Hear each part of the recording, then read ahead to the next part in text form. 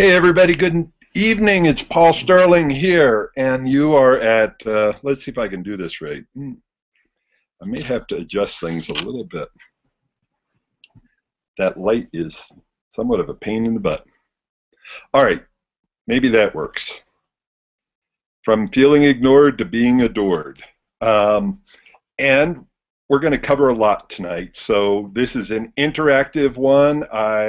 I'm going to try to show you, let's see if I can do this. Here's all the stuff that I want to cover in this call. So I'm being slightly ambitious or majorly ambitious, and I'll be looking over here from time to time to make sure that I'm covering everything. So I also want your questions. So there's a chat box over here where you can chat and ask your questions, do whatever you want there, and I will answer them when I'm not covering other material. So we'll definitely dive in there. And what I want you to think about tonight is that the quality of your relationship is based on the quality of your communication. And when that communication falls apart, so does your relationship. So tonight I'm going to give you some tools to be able to go through that and to transform your relationship. So, and I have all these little flip cards, and I don't know whether they actually help or take away. I'll try to use them, and if they get to be in the way, I will get rid of them. So what I'd like you to do is in the chat box over there where it says chat, if you could enter where you're calling from and what your biggest challenge is, and understand one thing: there is a delay for some reason between when I say it and when it gets broadcast. There's like a 1 or 2 minute delay. So if you ask a question, expect somewhat of a little bit of a delay there. So go ahead and put who you are, where you're from, and what's your biggest challenge as far as relationships go, and I'll try to make sure I cover it. So what we're going to do tonight, though, is definitely dive into when your relationship gets stuck in something I call a downward spiral and gets headed downward. How do you turn it around? So I didn't make a second card for that. I just turned it around.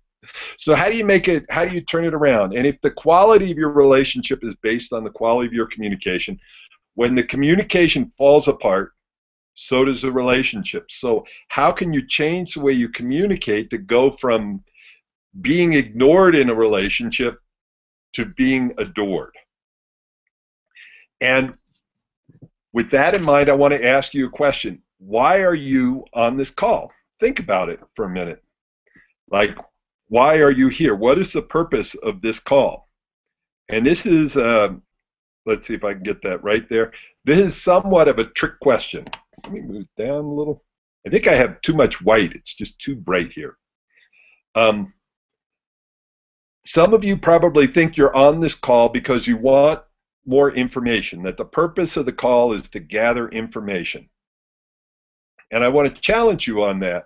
And it's not like I won't give information. I definitely want to give you information. I want to give you the big picture and like all about relationships, and then some narrow things, some specific things that you can walk away with and do today, do tonight, that will help change your relationship. So some of you think that the purpose of the call is to gather more information. And it's not. Information is very cool and wonderful. I am a collector, a hoarder of information. I have more books than I can possibly ever read. But information doesn't change your relationship. If you think about it, if you're on a diet, well, actually, no, sorry, I'll back up. If you want to lose weight and get in shape, what do you need to do?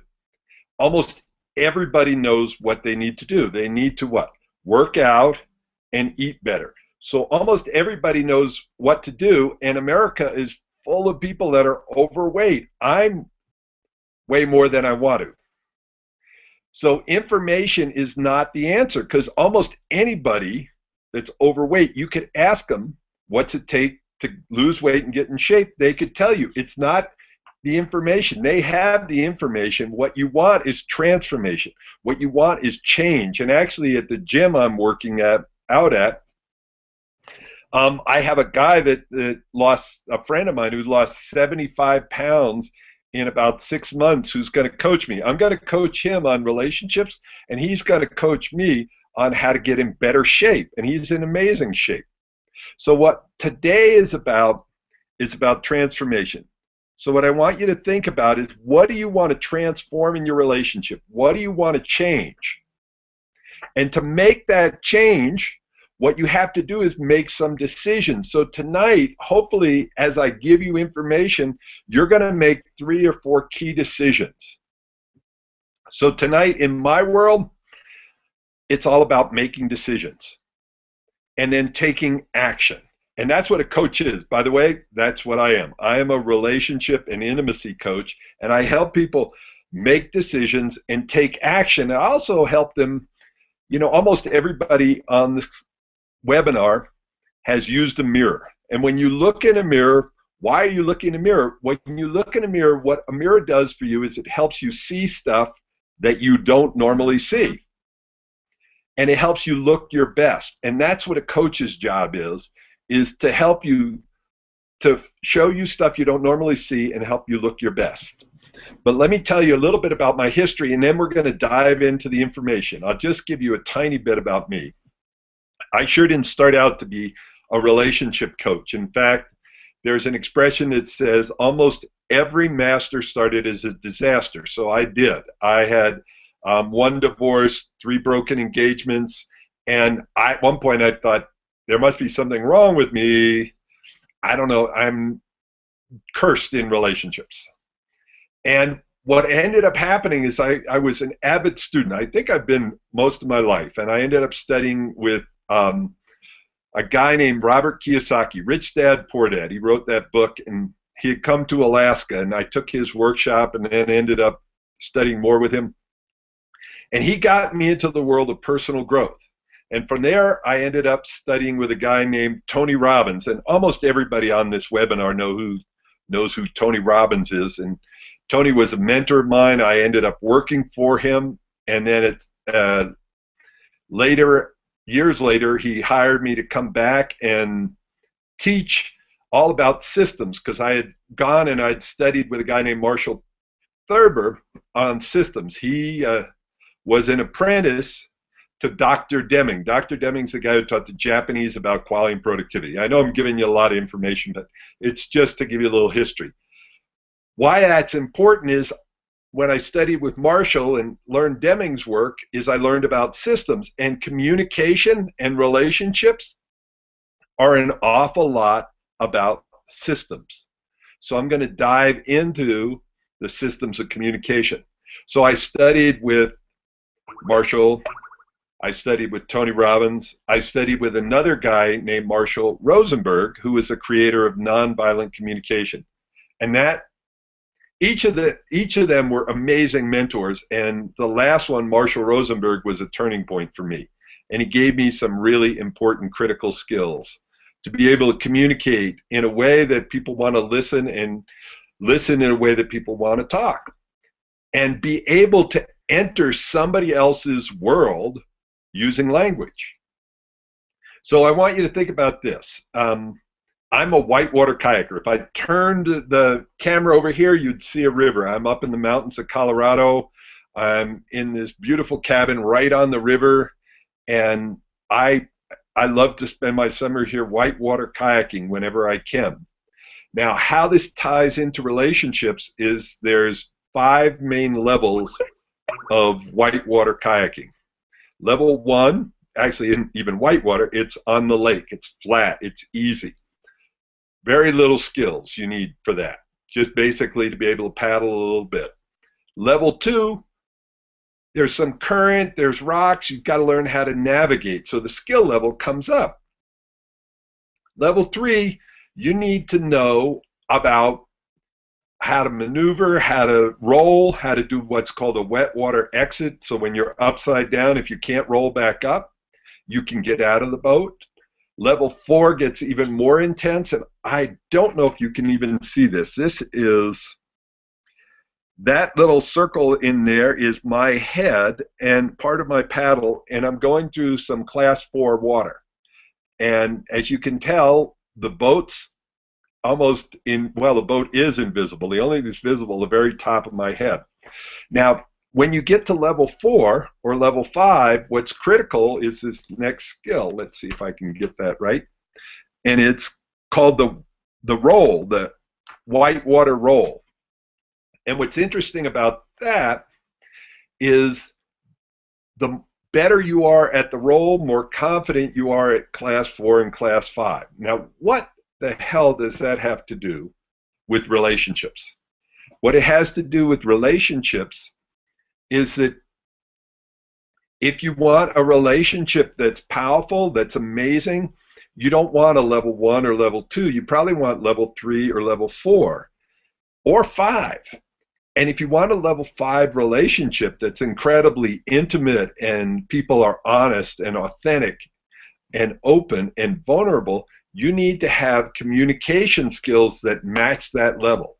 So if you get flipped upside down in communication and somebody takes something personally, gets upset, you are able to turn it around, to get back upright.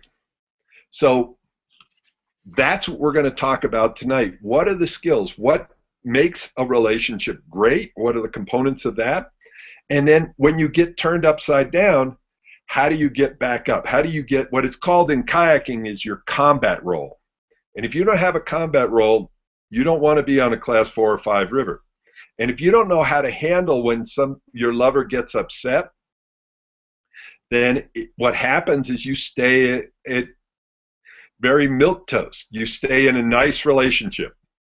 And nice stands for not interested in connecting emotionally. So that's what we're going to dive into. Let me give you a little bit about tonight.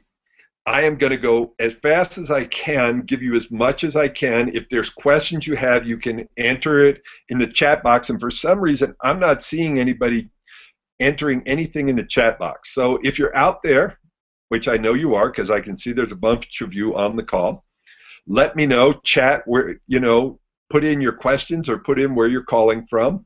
And maybe it's just because my technology is not working right. Let me know you're there. So I'm going to give you as much as I can. And at the end of this webinar, I'm going to tell you, if you want more, I'm going to tell you what to do so you can have more. And if this is enough, then that's perfect. And I thank you for your time and energy. During the call, if there's any questions you have, you can put them in the chat box. And if that doesn't open up, this is only the second time I've used this technology. Oh, wait a second. There's a little thing that says enable chat box. Oh, and there you are chatting away, and I didn't even know it. Hi, everybody. All right. Now I've got all your chats. All right. Thank you so much. From Boulder, from California, from Arizona, Santa Cruz. Oh, good. All right. Yeah, like I said, there may be some technical challenges, so I will have to be working on that. Welcome, welcome. So here's one of the purposes that I want to do is, if you look at, here's how the mind typically works. When something goes wrong, what do we start at? We start at denial, like, oh, there's nothing really wrong here. This is especially true. Women tend to be more open about this than men. Like, there's something wrong in the relationship, and women tend to go for counseling or therapy or asking for help earlier, because men, we're just conditioned to not ask for directions and not ask for help in relationships. So what we do is we spend a lot of time in denial. Then when denial is no longer available, we move up a little bit to laying blame. Mm-hmm. Then we move up to justifying.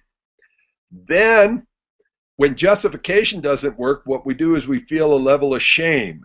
And then after we feel shame, what we want is we want to quit. And right above wanting to quit is called the responsible line. And above responsible is where there's love. So if you look at it in a relationship, a lot of relationships spend a lot of time below the line.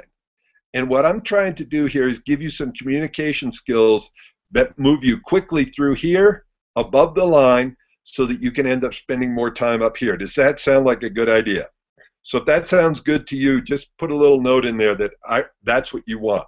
Because that's what this is about, is to give you the communication tools so you can enter your lover's world or have them enter yours so you can create connection.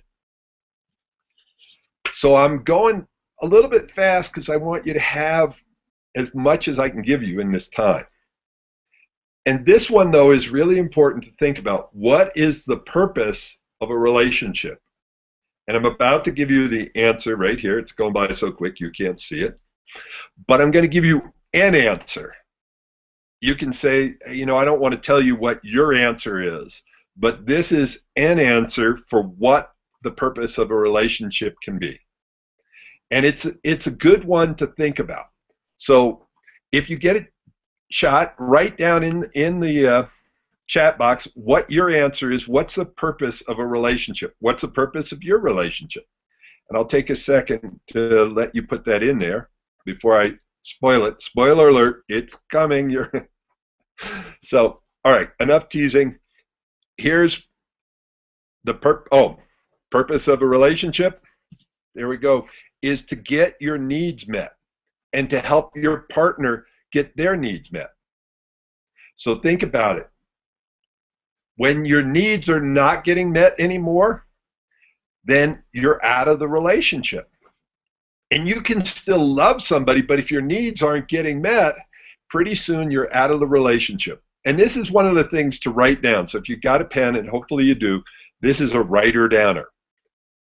That relationships are somewhat like a bank account in which you're always either making deposits or making withdrawals. And on a daily basis, if you're helping your lover meet their needs, what are you doing? You're making a deposit in that account. And if they're helping you meet your needs, they're making deposits in your account. And if you help them like get all six, there's six main needs. There's a lot of other needs, but there's six main needs.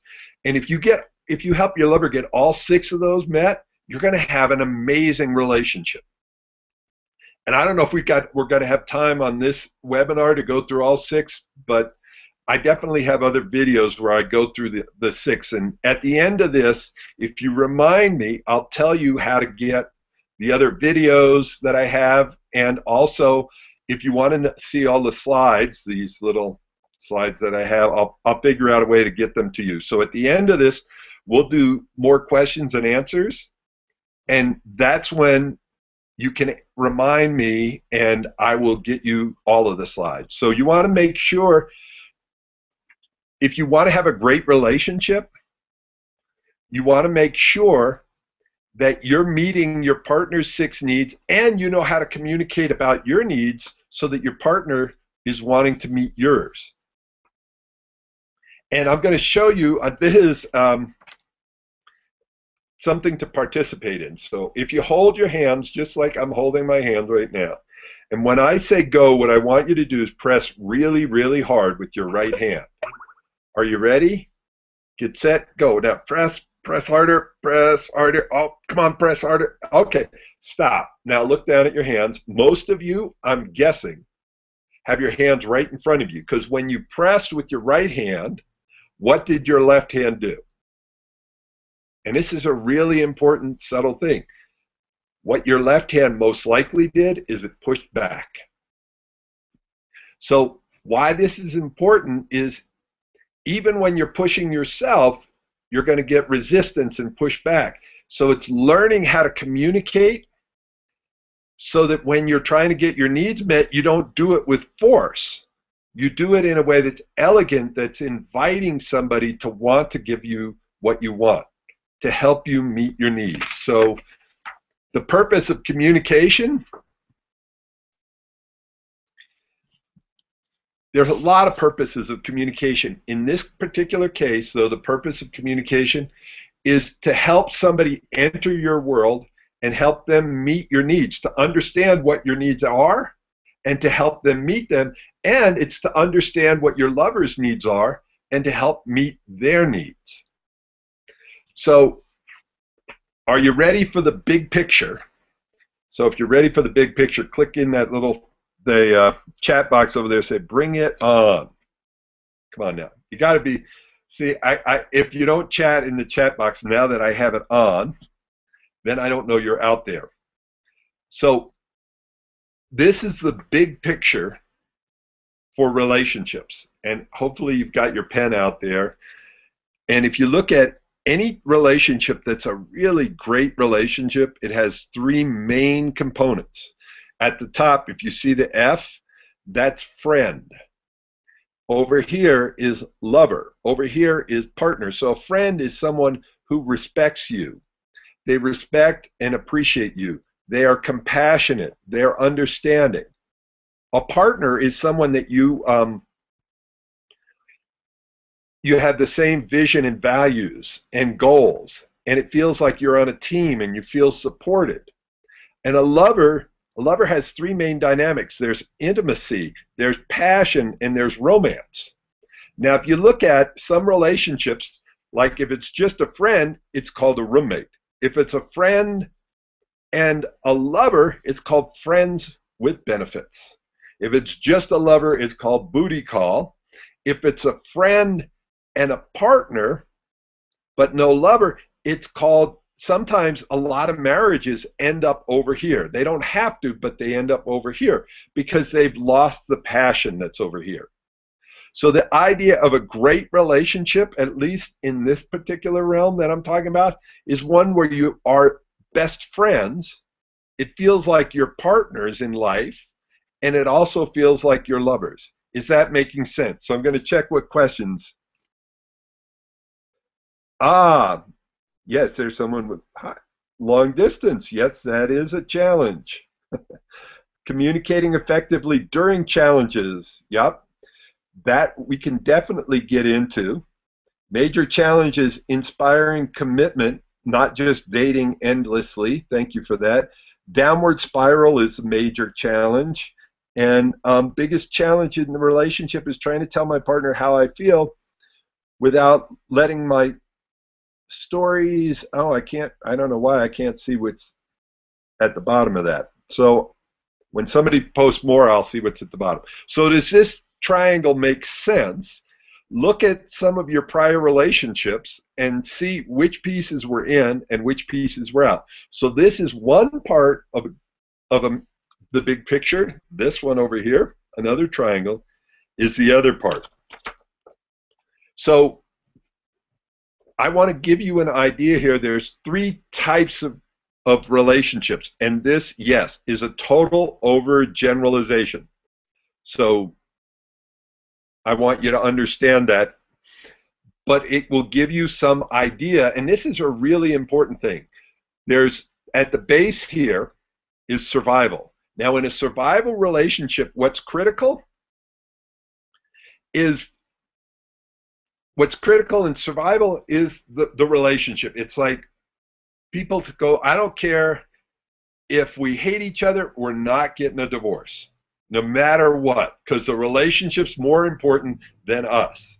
And if you look right now, I think divorce rate, as far as I can tell, was at 67% recently. So people aren't as much into survival as they used to be. The next type of relationship up is comfort.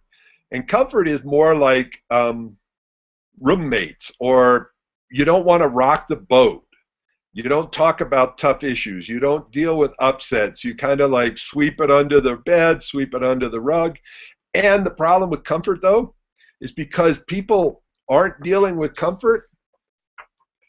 I mean, they're not dealing with the issues. What ends up happening is they lose all their passion. Oh, by the way, yeah, that fingernail, that's from kayaking. I whacked a rock. All right, totally irrelevant information, but I thought since it's sticking out there. So if you don't deal with the issues and you end up just staying comfortable, what ends up happening is you lose the passion, the romance, and the intimacy. Because unless somebody feels heard and understood and valued in the relationship, they're not going to want to be intimate. They're not very connected. So the last one, we have survival, comfort, and then growth. And most of you on this webinar are more interested in growth, because people who are interested in growth go to workshops, they get coaches, they have breakthroughs, they go to they listen to teleseminar webinars, get books on personal development, all of that. They're into the world of growth. And in growth, comfort isn't a priority. It's important, but it's not a priority. What's a priority is growth, learning, living your purpose, stretching your envelope, getting way outside your comfort zone. And what a great relationship is way outside of your comfort zone. So I just want to slow down for a second, take a second. What's been most impactful for you so far? So just take a second and write in here, what's been the most impactful for you so far? And then I'll call those out in a second. And like I said, there's a delay, so go for it. I'm going to dive into something, and this is the foundation of from ignored to adored. There's some skills, there's a system, there's a way of doing it. And if you understand what they are, then you'll be able to transform relationships. And some people say, can you transform any relationship? Does this work with everybody? Absolutely not. It doesn't. It works with a lot of people. It's the most effective tool I've ever seen. But the way I describe it is, if you're a mountain climber and you're one of the best mountain climbers in the world and you've got the best training, every once in a while the mountain can still kick your ass, or it can kill you. People get killed on Mount Everest all the time, and they're some of the best climbers in the world. So what I want to do is I want to give you the best tools that I've ever discovered. And then, you know, not every relationship is supposed to survive. But if it's supposed to, I want to give you every possible chance. So I'm going to give you, there's 3 main tools that I'm going to give you.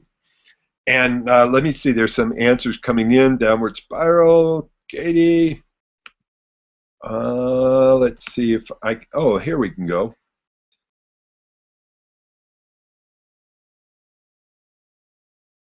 Oh, I'm reading. Good.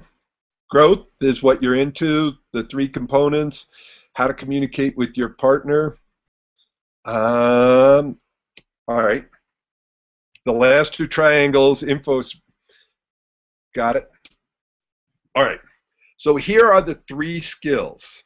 Actually, I'm going to take that back away. I'm going to ask you a question. It's a leading question. But how intimate is it, and how much fun is it to be in a relationship where your partner or you are always in the past, or bringing up the past, or issues from the past? It's like nothing is ever resolved. It's recycled. And I don't mean recycled in the good way. I mean recycled in the bad way, over and over again. How much fun is that? It's not very fun, and it's hard actually to be present, and that's why people end up being ignored, because if the issues keep coming up and they don't get resolved, what people end up feeling is it's hopeless and helpless. So rather than trying to deal with it, what I'm going to do is I'm going to ignore it, and we'll just hope it goes away. And relationship issues are a bit like cavities. If you ignore them, they don't go away, they just get worse. So here are the 3 skills that if you master these skills, you can transform basically, or at least almost every relationship. So number 1 is clearing up the past. And we're going to go through how to clear up the past here. Now, I'm not going to be able to give you everything today, but I do want you to walk away with some things that you can start working with right away. The second thing is how to get present, because there's nothing sexier than a lover that's present with you, where at least in this moment you feel like a priority for them. You're significant. And the third one is creating a future. And people are often jumping down here and going, how come my lover won't commit to me? How come there's no future? Well, part of the reason there's no future is because some people have fear on commitment, but a bigger reason is because the past is stuck in the present. They haven't cleared up the past, so the present kind of sucks, and the idea of permanentizing that, and yes, I made that word up, making it permanent by committing to the future doesn't seem like a lot of fun. If you know how to clear up the past quickly and easily, if there's incredible amount of love and intimacy and connection, then having a bright future seems like a lot more fun. So are you ready to figure out what are the skills to clear up the past? Now, I'm used to doing teleseminars so I can talk to you, so it's more interactive. But let's see, I'm just saying, yep, totally agree with the 3 levels and see how past relationships have been stuck in one or moved on. Last 2 triangles, especially info, dealing with results in loss of passion. I thought the answer for the purpose of relationships is interesting. Relationships like a bank account. Thank you for that. Yeah, we're either making deposits or withdrawals. And, you know, your account can get overdrawn. So one of the things I focused on, because I wanted to understand the system of communication, and I noticed that there's certain triggers. There's something I call the listening switch. Now, the listening switch it's especially strong in men, but it's a switch that clicks off. Have you ever talked to somebody, talked to your lover, and it's like you're looking at them, but nobody's home?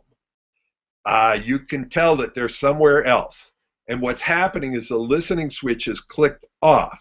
Now, what clicks the listening switch off, I'm going to give you the big overview, and then I'm going to give you some distinctions around that. The big overview of what clicks the listening switch off is when somebody hears bad, stupid, wrong, BSW.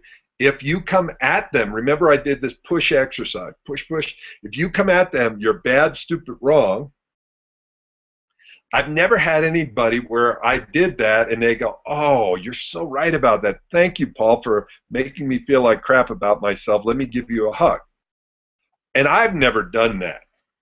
So what you want to do is look and go, oh, how can I avoid triggering them, making them feel bad, stupid, wrong, without avoiding the issues? Because a lot of times what we do is we avoid the issue because the way that we're communicating triggers our partner. And it's no fun dealing with a triggered partner, or it's no fun being triggered ourselves.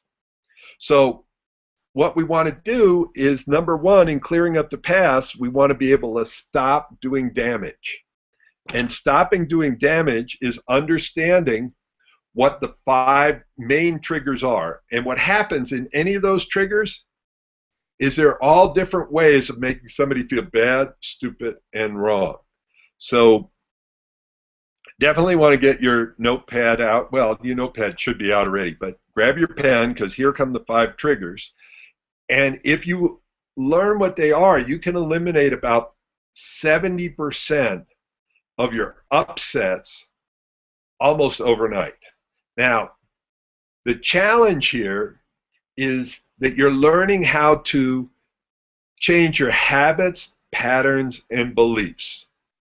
And that's what this whole program is about, is learning how to change the habits, patterns, and beliefs. And part of that is to even recognize what they are. So here are the 5 triggers. Number 1, case building. Number 2, storytelling. Number 3, message assuming. Number 4, cup stuffing. And number 5, the fatal Fs. Fatal Fs are fix, fight, flee. So what I want to do is I don't have time to go through all of these. These are either in my book, or actually you can even watch the videos that I have for free. You can buy the book. It's $20. It's called Stop in the Name of Love. It's I'm not a great writer. How's that for marketing? But the information is amazing and the exercises are awesome. So definitely, if you get a chance, if this intrigues you, get the book or get the MP3s. They're 97 bucks, and I like to listen, so I listen to them. I listen to my own MP3s.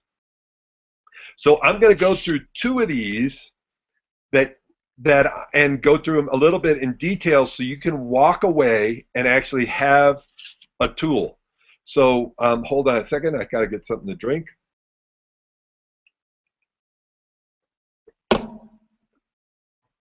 And tell me again, well, tell me what you've gotten so far, because I'm about to dive into new information. Is there anything else that struck you? Because I'm reading these and I really like the interaction here. Oh, one question, I'll bounce back to this because this is on the last thing, is how do you know when you're in a growth relationship? And here's something that's important about this. It's important to know what type of relationship you want and what type of relationship your partner wants. Because if you're in a comfort relationship, your idea of a great weekend is probably a movie and popcorn and sitting on the couch. And I love that. So I'm not saying that there's anything wrong with that. But one of my ideas of a great weekend is going to a personal growth workshop. Like earlier this spring, I flew to Croatia to teach on a boat there, teaching compassionate communication and sacred sexuality. So that was my idea of absolute fun, to travel halfway around the world and be in the middle of a growth seminar. So you know you're in growth is if you're committed to telling the truth, if you're committed to being vulnerable and open, if you're committed to learning and personal growth. You're more in comfort if, it sounds like, what was that, Foxworthy. You know you're in comfort if you're, things like don't rock the boat. Let's not talk about it. Do we have to keep bringing things up? You know, we'd rather avoid things than deal with things. That's more of comfort. Survival is, we're not even interested in comfort. I don't even like you, but what the hell, we're going to stay married. So we're enduring the relationship rather than enjoying it. And in growth, we're interested in stretching it, making it grow, be outside of our comfort zone. So hopefully that answered your question. So keep the questions coming. Now, the 5 mistakes: case building, storytelling, message assuming, cup stuffing. And I'm going to go into storytelling because the mind is a meaning-making machine. And what it does is it makes meaning. And there's 3 parts of the brain, by the way. And this is really important to know. So I'm going to give you that background too. There's, and hopefully I do this right because I'm just learning it, but there's the brain stem, and that helps. There's the unconscious part of that, which the heartbeat, the breathing, the blood, the lymph, it keeps the body moving, it keeps it alive, and its job is safety and survival. And why that's important is because when you're in a growth relationships are not about safety or survival. They're about growing, they're about risking, they're about intimacy, they're about class 4, class 5, going down the rapids. Let's see how intimate we can be, how wild we can be, how authentic. I'm going to tell the truth. I'm going to be open and vulnerable. What that does to that part of the brain, that part of the brain goes, no friggin' way. Shut up. Don't say that. Pull back. Don't be open and vulnerable. Stay in your comfort zone. So if you're thinking about having a transformation in your relationship and getting coaching or doing workshops, that part of your brain's going to be going, don't do it. That's important to know. Then there's the I think it's called the limbic part, which is the emotional part. And that's sort of the negotiator between your cerebral and your brainstem. And your cerebral is the one going, God, that sounds like fun. I want to be in a growth relationship. I want to get coaching. I want to go to a workshop. I want to fly to Croatia next year and get on a boat and learn all about myself and look in, the shadows of my life and discover all of the things that are there. So why I'm saying this is what will happen is this part of the brain will make a decision. I'm going to go to the workshop. I'm going to hire a coach. I'm going to buy these CDs or MP3s. I'm going to commit to making a transformation. This part of the brain's go no friggin' way, and they'll try to sabotage.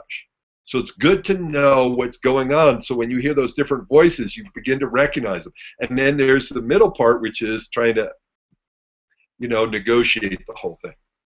All right, so hopefully that made sense. And if you go home and you say, honey, I just signed up and I want to do this stuff, watch which part of the brain they react from. All right, so I bounce around a lot. I am enthusiastic about what I'm teaching. So here we go back to the mistakes or triggers, really. So the second one, that's the one I'm going to talk about. It's called storytelling, and that's where the mind makes meaning out of something. So years ago, I was living with somebody, and on my side of the bed, I had the overhead light, or the switch for the overhead light. And on her side, she had a little reading light. So we're going to sleep, and I just reaching over to turn out the light, and I look over and I go, honey, what's going on? Because I could almost see steam coming out of her ears, and I at least that's the picture I had. I said, what story are you telling yourself? And I didn't say that like in a sarcastic or derogatory way. It's shorthand. And when you and your partner learn this communication method, you can do shorthand, and you'll learn shorthand for all of them. But storytelling. So I said, what story are you telling yourself? And she said, my story is that you don't care about me. My needs don't matter to you. Now, think about how important are somebody's needs. They're very survival at some levels. If your needs aren't getting met, then you don't survive. So when somebody thinks that your needs aren't, or that their needs aren't important to you, they don't feel very loved. So I listened and I heard her, and I didn't argue. See, I didn't say, yes, they are, no, they're not. Because the more that I said, yes, they are, the more that she would say, no, they're not. And I would actually get the opposite effect. That's critical. Because a lot of times people come to you in pain and you try to push back and say, no, it's not. No. So anyway, I listened to her, I heard her, I understood her, and she got it, that I got it. And once she was heard, remember I said there's this other one, cup stuffing? Her cup was emptied. And I'll get into cup stuffing later, but you have to empty somebody's cup before you put anything in. So once her cup was emptied, I said, can I tell you my story? Now, do you think my story was different than her story? Absolutely. My story was very different. My story was, if I don't turn out the light and I fall asleep, then she has to get up, go all the way around the bed, turn out the light, come back in the semi-dark, stub her toe. It's going to wake her up. It's going to take her another half an hour to go to sleep. I totally thought I was taking care of her needs. So watch what happens. Next night, same scenario, I go to turn out the light, but then I remember the story she tells herself about the light. So I stopped. I said, honey, now that I know what your story is, I'll leave the light on. And she goes, no. Now that I know what your story is, what? Turn the light out. Now, that's a simple example. Nothing changed outside, but there was where is that card? I got looking for card. Here it is. There was a what? Transformation. Because we transformed the way we communicated. We made our worlds visible to our partner. She made her world visible to me through her language, through communication. I made my world visible to her through my language. And what happened is there was a connection and there was a transformation. It no longer meant the same thing. The exact same behavior no longer meant that I didn't care about her and her needs weren't important to me. That makes sense. So does anybody have any questions on storytelling? Go ahead. What did you get out of this? So type in what you got out of that. So I'm looking. And then I'm going to go into one other one called cup stuffing. And while I'm waiting to hear from you, excuse me.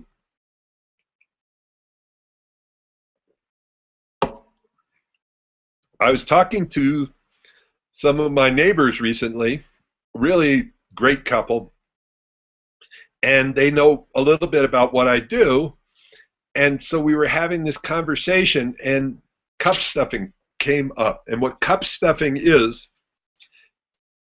have you ever talked to somebody and it's like, well, actually, have you ever had anybody try to talk to you and your brain is full? Like you had a stressful day, you had a flat tire or a speeding ticket, you come home, all you want to do is sit down on the couch and veg out for a while.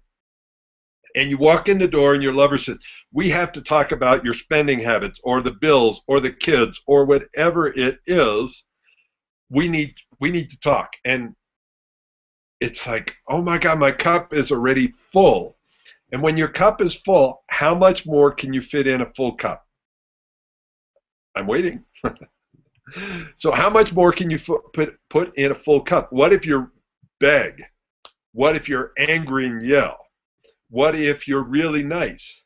What if you withhold love and affection and sex? How much more can you put in a full cup? Basically, if you go with the laws of physics, none. And all the manipulation in the world doesn't help, it just makes it worse. So what do you need to do? If you want to put something in a cup that's already full, what do you need to do? Empty the cup. So here are some things you can do. If it's an important conversation, what you can do is go to your lover and say, this is important conversation. Is your cup full or is your cup empty? And you set yourself up to win. The other thing you can do is have a code in your relationship, and somebody comes up and they start talking to you and you just go, honey, cup full. Like, cup right now, my cup is full. But I'll get back to you in 10 minutes. So cup full is not an excuse for withholding, just ignoring your partner. If you say my cup is full, I'll get back to you in a half an hour, you're making an agreement. If you make an agreement, trust is built on making agreements. And if you make agreements and don't keep them, trust goes down. By the way, when trust goes down, what happens to passion, intimacy, and love? It disappears. So if you want love to go up, trust has to be in there. Well, trust has to be in there for friendship too, and for partnership. So it's a critical thing. So if you make an agreement, keep the agreement. And don't use this as a way just to deflect the conversation you don't want to have. So if your cup is full, you go cup full. And if somebody says cup full, there's two things you can do. How many things? Two. So I'm pretending you're participating here. So it really would be good if you did participate. Even though you're watching a computer screen, just call out the answers. Don't worry about it. So what I would do is, if my partner says cup full, I ask, do you want empathy or do you want space? Do you want me to empty your cup by listening, or do you want space? Now, I've taught this. What I'm teaching you tonight, I've taught it at Naropa University. Some of you are from around the world, so you don't know where Naropa is, but Naropa is a pretty interesting sort of new age university in Boulder, Colorado. And I had their professors and some of their staff for a weekend. That meant from Friday night, all day Saturday, all day Sunday, learning what you're learning right now. And it works with them. And a lot of them teach counselors and therapists and are counselors and therapists.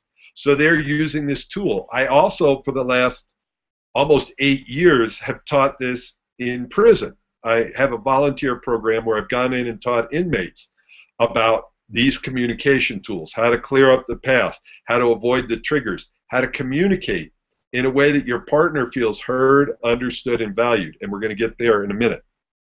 So cup stuffing, you come up and they say their cup is full, you go, do you want empathy? Do you want me to listen so you can like empty your cup? Or do you want space? Now, when I get done teaching in prison, my cup is pretty full. So what I'll often do is go kayaking or go do something before I go home. So I empty my own cup. Does that make sense? One other key thing here, the fatal F's. I'm not going to get into them a lot tonight because we've got some more to cover. But this is really important. And I'm going to say the masculine and the feminine rather than men and women, because we all have masculine and feminine in us. And I deal with, heterosexual relationships, homosexual relationships, gay relationships. It doesn't matter. These principles work. The masculine, if the feminine energy comes in pain, the masculine energy thinks it's either their fault or their responsibility. And if you think it's your fault or your responsibility, what do you want to do? You want to fix it. Now, when the feminine comes in pain, what the feminine normally wants to be is wants to be heard, understood, and valued. It does not want to be fixed. And that's true for my feminine side too. If I'm in pain, I want to be heard, understood, and valued. I don't want to be fixed. So just remember that. If you're in pain, set your partner up to win by telling them what you want. I really just want you to listen to me. Would that be okay? Now that will drive some masculine people crazy, because if you're in pain, they want to help you. They want to fix it. They want the pain to go away. But the best way the pain can go away oftentimes is to just be heard. No advice, no good ideas. And if my partner is in pain, I will often ask, do you want empathy or do you want ideas? And 90% of the time, it's empathy. They want to be understood. So does that make sense? I'm going to check in and see what your questions are. What if your partner doesn't understand a situation the same way you do and they don't get why something upsets you? So then there's no easy compromise to a challenge. Well, that actually is an awesome question, because part of what I'm looking at here is, first place, I don't really like compromise. I know it's, part of what I'm going to say is always going to be politically incorrect. But compromise to me sounds like lose-lose. If you're losing some and I'm losing some, then we feel okay about it. And I'm much more interested in win-win. And one of the things Marshall said is that the normal outcome of communication is misunderstanding. So if you want somebody to enter your world, you have to learn how to use language to have them enter your world. And a lot of times what it is having them enter your world is having them understand your story. What is your story? When they came home late and didn't call you, it meant that they didn't love you. Because in past relationships, someone was having an affair and that's what happened, or whatever it is. And to them, they might have a very different story. And you'll know that you're about to reveal the story when you probably feel shy and embarrassed and a little scared telling it. So what you're doing is being powerfully vulnerable and sharing your world with them. So let me see what else is up there. What do you do when your partner is always looking for space? Can you define space? So if someone, well, space is an attempt. There's a need, so space isn't a need. Space is a strategy. So the need might be to relax. The need might be to be heard, to be understood, all the rest of it. And space is a strategy. And if the strategy is not working, sometimes people think, I just need more of whatever it is that's not working. So like if you're driving east hoping to get to California, driving faster east is not going to work. You need to look and go, oh, all right, is this working? Is space giving me what I want? Or is it just a way of avoiding an uncomfortable situation? Because your partner may be committed to comfort rather than growth. Because if you're committed to comfort, talking about money, sex, relationship, the future, commitments, decisions, intimacy, all of those are uncomfortable or can be uncomfortable conversation. So we would always go for space rather than that. Let me see what else is there. Someone said, is space time or distance or both? It's really, I want to be careful of my definition being the right definition. One of the things that creates a lot of space for me is whitewater kayaking or adventure or mountain biking or going for a jog, doing something physical. It kind of clears out some of the emotions. So for me, that's a great way. For other people, it's meditation. For one of my former lovers, it was coming home and watching the news. And to me, that's the opposite. That like fills my cup. I look at the incredible pain and drama out there and I go, I don't want anything to do with that. All right, so it is currently, let's see, 7:56 here. I've got about 15, maybe 20 more minutes. You know, I said it was an hour and a half, so I want to make sure I respect my time. And at the end of this, I'm going to tell you how to get more information and how to get the videos so that if this is something that interests you and you're interested in transformation, then I'm going to show you what to do. By the way, hopefully you're making some decisions as we move along, like you're deciding on which kind of a relationship you really want and what are you going to do about it. And then what's missing in your current relationship? I'm guessing if you're on this call, and this is not necessarily true, that one of these is missing, or all of them. So you remember I said there's 3 critical skills: clearing up the past, and we touched on some of that. There's a lot more we can go into. Number 2 is getting present. And part of what getting present is the way that we communicate so we don't continue to trigger people. Let me take another sip. And I'm going to give you a communication model that I put together that's my interpretation basically of nonviolent communication, an easy way of looking at it. When someone's talking to you, what do they want? They want 3 things. Again, this is a writer downer. This is like at the end of this section right now, I'm definitely going to ask for feedback. So be ready, type in your answers and hit them when I'm done with this.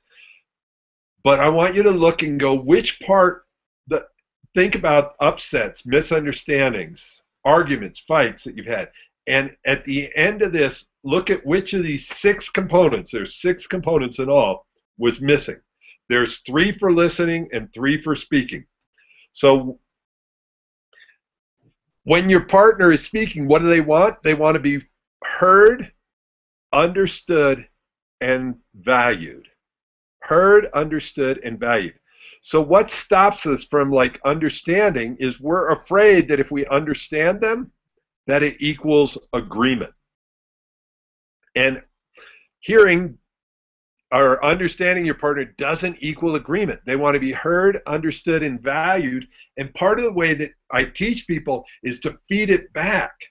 So it's not like, well, if your lover buys you a great gift and leaves it in a drawer and never gives it to you, how much joy do you get out of that gift?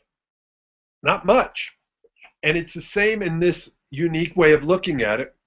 If you understand your partner but don't feed it back to them, they don't get it that you got it. You've got this gift to give them called understanding. But if you don't give it to them by letting them know you understand them, you haven't given them the gift. It's sitting in the drawer. So in communication, your job as a listener is to make sure that your partner feels heard, understood, and valued. It doesn't mean that you agree with them. So does that make sense? Now think about in an upset where you were speaking, did you feel heard, understood, and valued. And somebody has to go. See you later. And by the way, if you have to go, one of the things that you might think about, I'm just giving you a preview here, is at the end of this, there's about 60 people that are registered for this, and I'm going to give away 20 one-on-one, ignored to adored, 45-minute sessions where we talk about this and really get in depth in your situation. So if you want to be one of those people, let me know. You can go to magicrelationship.net/session /SESSION. Spelling's not my strong suit. So magicrelationship.net, NET /session. And you can set that up. It's just, like I said, there's 60 people signed up for the call. I set aside about 14 or 15 sessions that are available because I'm going to be working with about 5 or 6 new people. And I want to make sure that you're somebody I want to work with and that what I have to offer would be fun. And this is basically teaching you how to live these principles, not just understand the information. So back on track. Heard, understood, and valued. That's half of the formula. The other half of the formula, and they go together and create, let's see, boy, that is really hard to read. All right, so it's just C, C, C. So it's 3 C's. When you're listening, you want to make sure that your partner feels heard, understood, and valued. When you're communicating, you want to communicate from a place, number one, of consciousness. And what does consciousness mean? It starts with understanding that I know that what you think you're hearing is often going to be different than what I think I'm saying. So I'm conscious of that, and I'm going to do some simple things, like I'll say, can you tell me what you heard me say? And because I want to, what's important to me, or actually I'm going to back up and ask you, what's more important to you when you're communicating? What you think you heard or what the other person thinks they said? For most people, what's most important to them is what they think they heard. Oh, sorry, someone asked me to repeat the web address. Hold on a second. I'm going to jump ahead. There you go. magicrelationship.net /session. We'll do that again later. All right. So, sorry I bounce around a little bit. My mind is going really quick. So what we want to do is, number one, conscious. Conscious is being aware that what they think they're hearing may be different than what I think I'm saying, and if I really care about the communication, I'm going to keep checking in. What did you hear? Oh, you heard that? And I'm going to, if they heard something different than what I said, I'm not going to correct them and go, wow, that's wrong. You never hear me right. All the rest of that, because that's back to the original thing. That makes them bad, stupid, wrong. I'm going to take responsibility. I'm going to move up that chart. I'm going to be responsible for my communication. And how I do that is by going, wow, thanks. That's what you heard. Let me slow down. Let me try again. And I'm going to communicate until, how long am I going to communicate? Until they hear what I want them to hear. So number one is conscious. Number two is compassionate. And compassion is to meet somebody where they're at. If they're in pain, if they're upset, if they're disappointed. One of my clients, this amazing couple. They love each other like crazy, and I really feel great that they're clients. And sometimes she's bitchy, and she just wants to be met there in her bitchiness. She doesn't want to fix it, to change it. She wants to fully embrace her bitchiness and be met there with compassion. And so that's part of what we're working with him on, is to be able to do that, to not take it personally. And part of the power of this communication is to not make things personal or take them personally. And that's why we understand what the triggers are and how to do it. So number one, conscious. Number two, compassionate. Number three is courageous. Courageous means to come from your heart, to be vulnerable, to talk about your feelings and needs, rather than, judgments, good, bad, right, wrong. When you did that, I was scared. And I have a strong need for whatever it is, for safety or intimacy or whatever that is. So being clear what your needs are. So let's go through those again, and I want to hear from you which one has created the biggest upset, either for you receiving it or for you giving it. So the three, whoops, that's the wrong one. I have all these cards piled up over here. Oh, here we go. So when you're listening, heard, understood, and valued. Think about an upset that you've had. Which one of these was missing, if not all three of them? Because it's very hard to feel valued if you don't feel understood, and it's very hard to feel understood if you don't feel heard. So if you miss this one, you've missed the whole shot.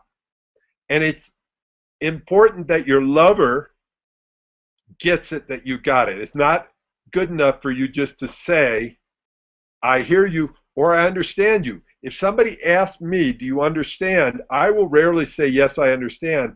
What I'll say is, here's what I think I understood. Is that right? So I feed it back to them and let them tell me. Then on this other card that you can't even see because it's like terrible ink, the 3 C's, that's where you're conscious, compassionate, and courageous. Now, let me just tell you some of the impacts that this has had. I worked with one couple. They had a grudge, an upset that was actually 22 years old. It was over 20 years. It was like 22 years old. And they came in, and when she sat down, and it was actually here, she sat on this couch like this, and it was divorce. She was only here as a last-ditch opportunity.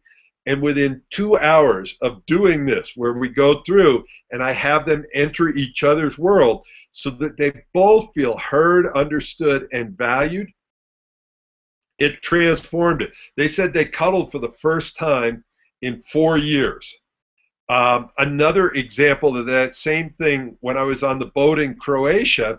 Now, this is a 45-foot boat. We actually had 2 boats. One was for the crew and staff. I was part of the staff, and then there was another boat where the participants were. And we had 2 cooks in a tiny galley, just itty-bitty, and they're cooking food for 30 people, 3 meals a day, amazing vegetarian, and, well, actually an amazing group of, or eclectic food. Anyway, this is a galley that's really barely designed for one person. And at one point, I was up on the bow, and somebody came and grabbed me and said, you've got to come back to the galley because there's something going on. I went back, and there was an upset, and there was a misunderstanding. And these are 2 really cool people. So let me be clear about this. These are people that are very cool and really care about each other and care about doing something great for everyone. But there was a misunderstanding, and they didn't know how to get through it because they were stuck, and they didn't know how to enter each other's worlds so that both of them felt what? Heard, understood, and valued. And it took about 10, at the most 15 minutes of just giving them the tools and having them go back and forth so that they both felt heard, understood, and valued. And it transformed it like that. And I was lucky. I got special cooking anytime I needed it for the rest of the trip because they really appreciate it. So that's that. Any feedback on that? Oh, one of the challenges, somebody says, biggest challenge is to speak my needs in a way that my partner truly understands and listens without taking negative comments personally. So that's an interesting thing. It's how do you communicate what you're calling negative comments in a way that it doesn't feel personal. If you look at one of the key skills here is learning how to translate. If you speak multiple languages, you already know this. But what I teach is it's not a new language, but it's how to use language in a new way so that people feel heard, understood, and valued, and they don't hear bad, stupid, wrong, and the listening switch goes off. So you want to be able to communicate in a way that you're expressing, you're being vulnerable, and you're telling your story. And part of it, why it's important to say it's your story, is because you're not saying it's the facts, it's reality. When you say it's your story, it kind of creates an opening for flexibility. And you say, honey, what's your story? Did you hear my story? What's your story? And you start to enter each other's world, and you do that with love and compassion. So that's it for that section. Any other comments on that section? I'm looking to see. How do I let a person know that they are valued? Part of the way of letting somebody know they're valued, and we're not going to get into it now, but there's 5 love languages. And one of the ways of letting somebody know is to know what their love language is. So I'll just give them to you quickly. There's a book out there, The 5 Love Languages, and I think I've done some stuff on it. But the 5 love languages are time, talk, touch, acts of service, and gifts. And you need to know which is your lover's love strategy, because if you're telling them how much you love them, but that's not their love strategy, they need to be touched, it can be bouncing right off. And you go, I'm telling them that I love them, why don't they get it? Well, that's not their language. And sometimes you could buy them a gift, and people go, what, a gift? You can't buy my love. You've got to tell me you love me, or give me a foot rub, or whatever it is. So find out which of the 5 love languages your partner is and speak to them in their language. The problem with this is at the beginning of a relationship, you're doing it all. You're spending time, you're touching, you're talking, you're giving gifts, and you're doing acts of service. But as a relationship evolves, you start going back to your love language and think that your love language is theirs, and it's not. So we're going to kind of wrap things up. I said there was 3 key skills. Number 1, clearing up the past. And part of that was to stop doing damage, learn how to avoid turning off the listening switch, how to not trigger them. Number 2 was about being present, and being present is how do you communicate in a way that creates connection so that they feel heard, understood, and valued, and you're communicating with consciousness, compassion, and courage. The third thing is how to create a bright future, and we definitely don't have time to go into this, and I am never going to use that green pen again because you can't even read it. But the thing about creating a bright future, in one of the videos I go through the 7 keys to doing that, and what it is changing your habits, patterns, and beliefs so that on a daily basis you have rituals that improve the quality of your relationship. They make date nights, do things that create intimacy. By the way, the most intimate thing you can do with your partner is listen to them in a way that they feel heard, understood, and valued.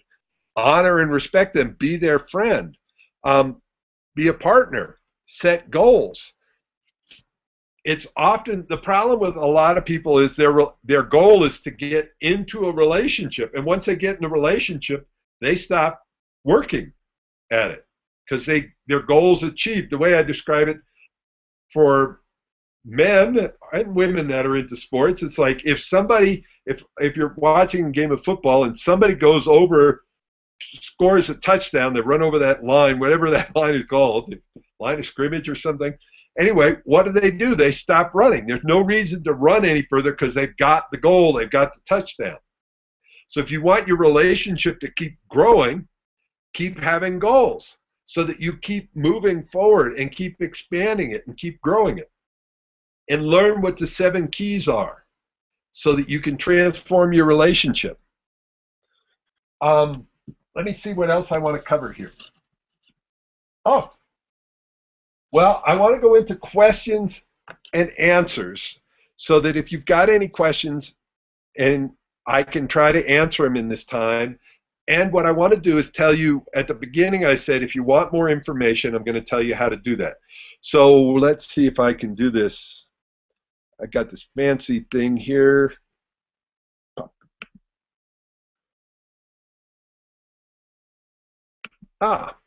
Hopefully.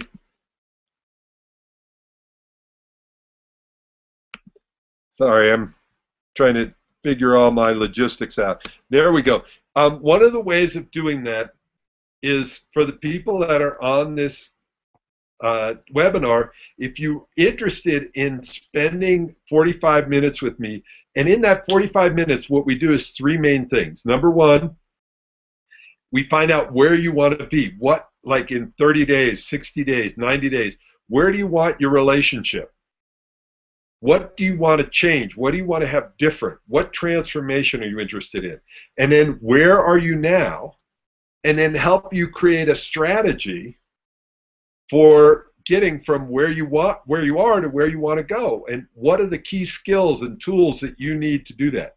And if it's working with me, I work with people. I have many different ways of doing it. Sometimes people, if they've got a really pressing problem, they'll come up and spend a couple of days up here. They have a VPP day, a very pressing problem day. And that's the most intense way of working with me. And it's also the most cost-effective and costly. So it's several $1,000s to spend the weekend.